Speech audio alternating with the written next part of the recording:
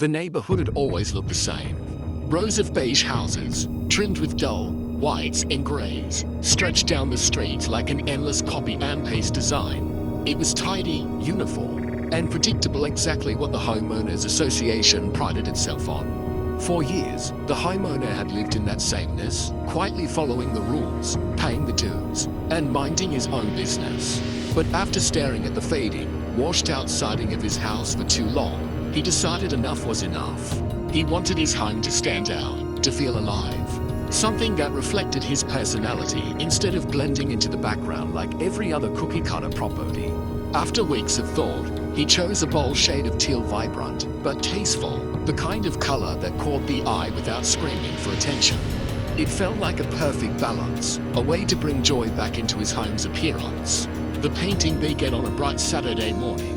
As the rollers coated the walls with fresh teal, the house slowly transformed.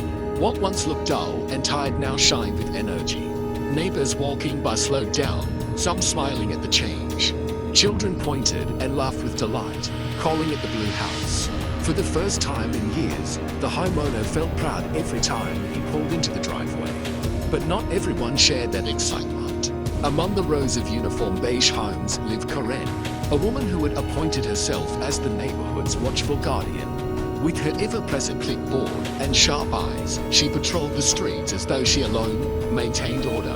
When she saw the teal paint, she stopped dead in her tracks.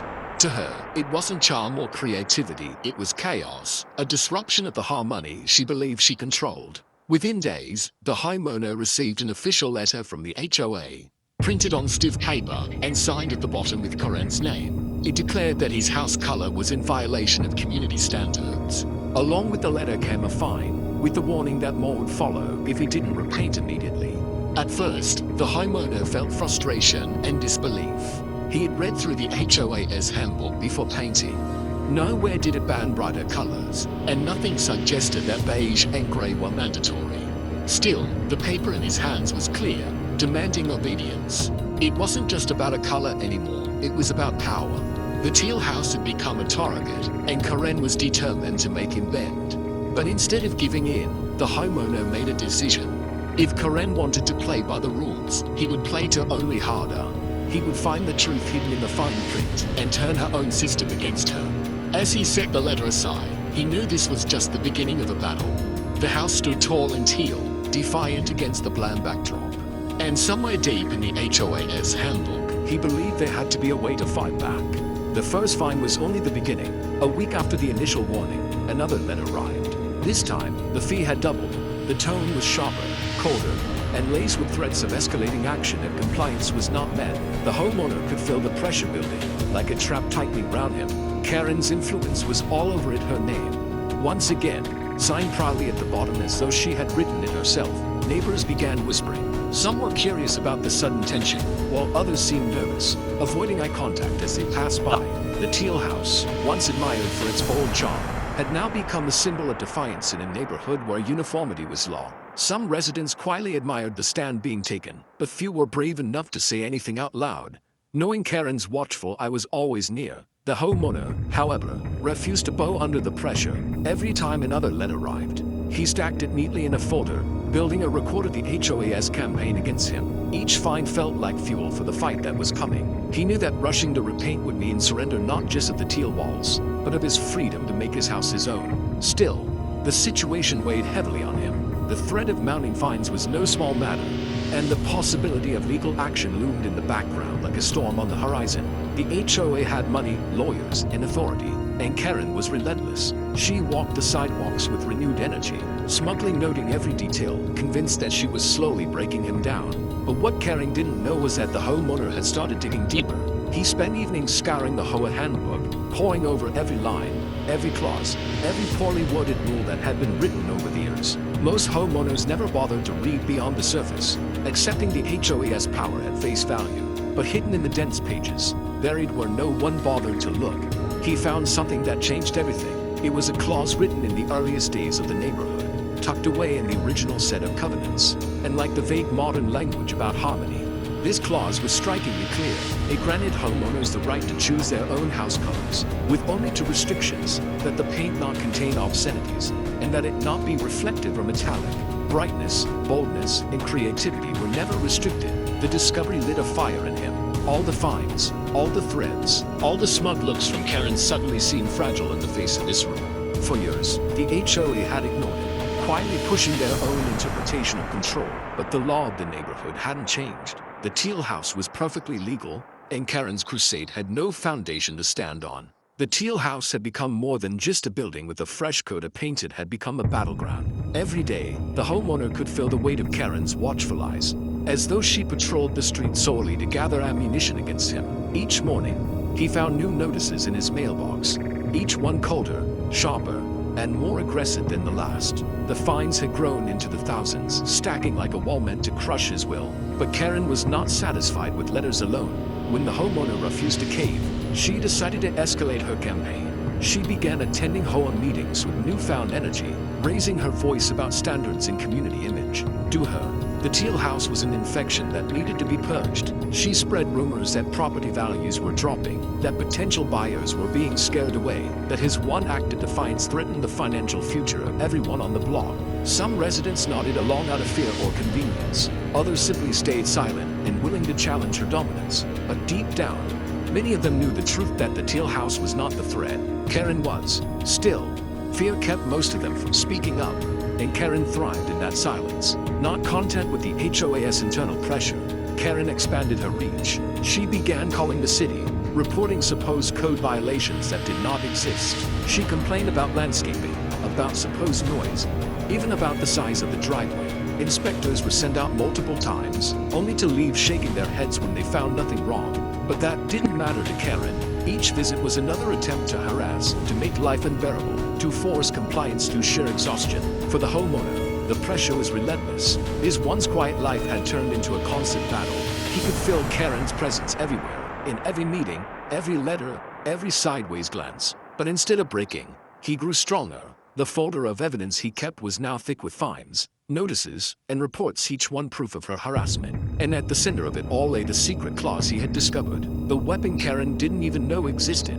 The Teal house stood tall as the days passed, unchanging in its defiance. To some, it was just a coat of paint, but to the homeowner, it was a line in the sand. He would not be pushed round, not by fines, not by threats, and certainly not by Karen. And soon, she would realize that her obsession had gone too far, because the more she escalated, the more evidence he had against her. The war she thought she was winning was slowly turning into her downfall. The question was not if he would strike back, but when.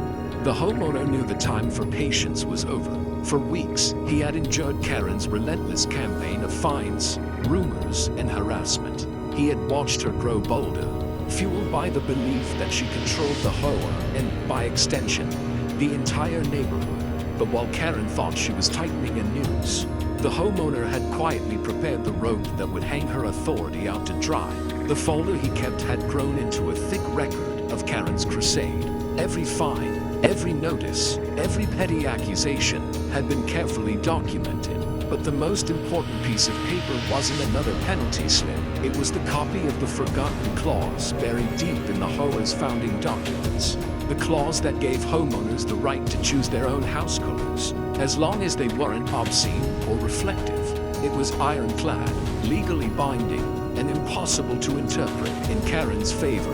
At the next HOA meeting, the homeowner made his move. He arrived quietly, folder in hand, while Karen took her usual position at the front, clipboard at the ready. She began her usual tirade about standards and property values, her voice dripping with authority as she pointed toward the Teal house as though it were a crime scene. The board members shifted uncomfortably, torn between her loud certainty and the silent unease that had been growing among the residents. Then, when the moment was right, the homeowner presented his evidence. He laid out the letters, the fines, and finally, the clause. The room fell silent as the words were read aloud.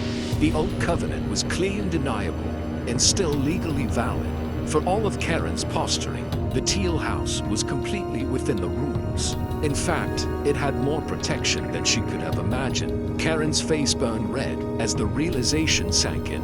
Her months of harassment, her threats, her smug confidence, all of it crumbled in an instant. The very handbook she claimed to enforce had turned against her.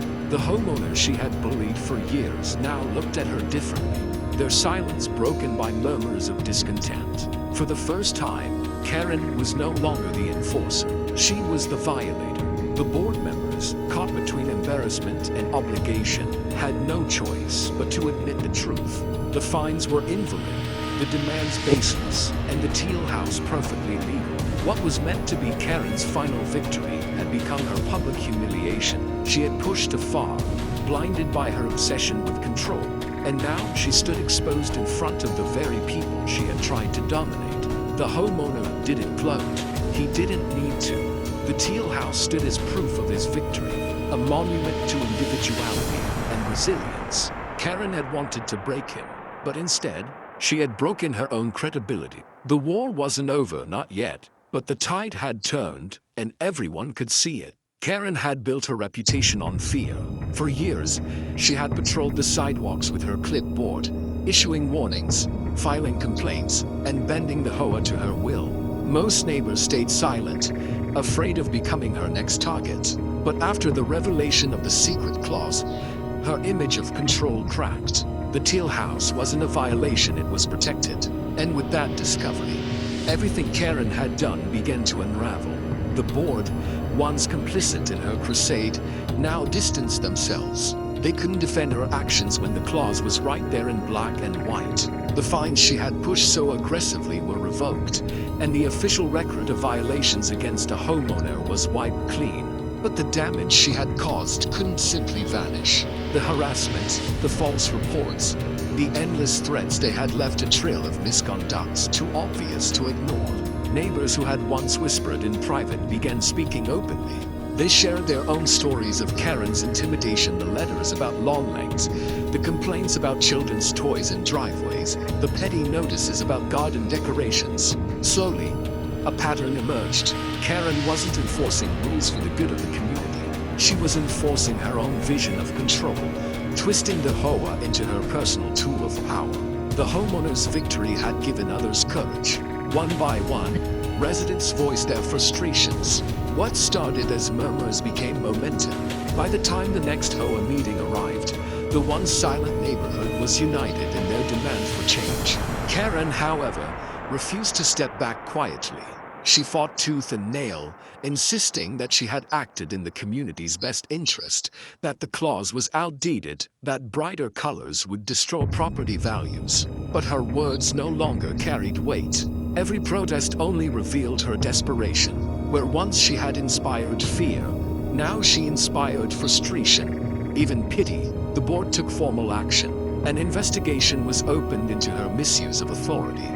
And with the weight of documented evidence, her position crumbled. Karen was stripped of her role on the Aesthetic Compliance Committee, the very platform she had used to torment others. The clipboard that once symbolized power now looked like nothing more than a prop for her obsession. For the homeowner, watching her downfall was both satisfying and sobering. He hadn't just fought for his own Teal house, he had fought for everyone's right to enjoy their homes without fear of arbitrary control. The neighborhood, once ruled by silence, was beginning to breathe again. Karen's presence didn't vanish overnight. She still lived there, still carried the bitterness of her defeat. But her reign was over. The Teal house stood untouched, a daily reminder of the battle she had lost, and the neighbors who had once bowed to her now walked past her without fear. Karen had tried to break one man with fines and threats. Instead, she had broken. The Teal house no longer stood as a source of controversy. It had become a symbol proof that one person's determination could outlast an entire system of intimidation. For months, it had been the center of fines, meetings, and conflicts. Now, it was simply a home again, standing tall against the backdrop of beige conformity, untouched and untouchable. With Karen stripped of her authority, the atmosphere of the neighborhood began to change. Residents who had once lived quietly under her shadows started to reclaim their own individuality. A family painted their shutters a soft red. Another added a vibrant yellow door. Gardens began to flourish with brighter flowers and playful decorations. Slowly but surely, the street shifted from a row of clones into a community with character. The homeowner noticed a difference in the way people carried themselves. Neighbors smiled more, stopped for conversations, and even offered quiet thanks for what he had done. Though he had fought the battle for his own freedom, the victory had rippled outward, freeing others from the unspoken fear that had governed their lives for years. The HOA itself began to adapt. With the exposure of Karen's abuses, the board was forced to review its policies. Old vague rules were rewritten with clearer language, ensuring they could not be manipulated again. The forgotten clause that had saved the homeowner's teal house was highlighted and reinforced, a permanent safeguard against anyone trying to impose their personal preferences as law. Karen, however, remained in the neighborhood, though she was no longer the figure she once had been. Without her title, her clipboard, and the board's backing, her voice carried no weight. She still cast glares at the teal house when she passed, but those glares had lost their power. Where once people bowed to her pressure, now they simply ignored her, carrying on with their lives as though she were invisible. For the homeowner, life returned to peace. The stack of fines and letters, once a source of stress, was now tucked away as a reminder of how far he had come. His teal house, once a target, was now his sanctuary again. Every time he drove home and saw it standing proudly, he was reminded that he had not only defended his own rights, but had changed the balance of power in the entire neighborhood. The story of the teal house spread beyond the street, carried through conversations, local groups, and even social media. It became an example of how one homeowner, armed with patience and persistence, could turn the tables on even the most relentless HOA enforcer. What had begun as a personal choice of paint had ended as a lesson in resilience and freedom. The war was over, and freedom was restored. The neighborhood no longer belonged to Karen's clipboard or her idea of standards. It belonged to the people who lived there, people who finally understood that their homes were meant to reflect them, not the will of one self-appointed overseer.